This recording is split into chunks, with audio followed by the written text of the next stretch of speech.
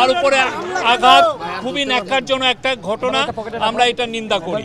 আমরা এই পুরো জিনিসটা আমরা ইনভেস্টিগেট করব। নুরুল হক নূর আমাদের যখন বাংলাদেশের মানুষের সাহসের অভাব ছিল, যখন হাসিনার এগেনস্টে কেউ দাঁড়ায়নি, তখন উনি 2018 সালে উনি বাংলাদেশের একটা মেজর মুভমেন্টকে নেতৃত্ব দিয়েছিলেন। সেই কোটা এন্টি কোটা মুভমেন্টের উনি নেতৃত্ব দিয়েছিলেন।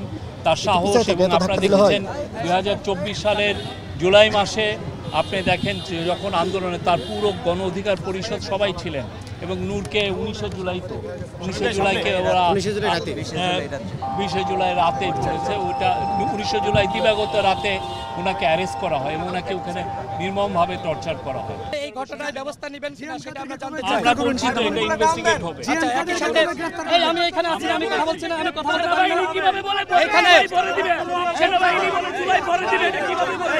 এই তুমি থামো, এই কথা বলছো। হিরন আরও মিনারেল ওয়াটার মাত্র 50 পয়সায় প্রতি লিটার।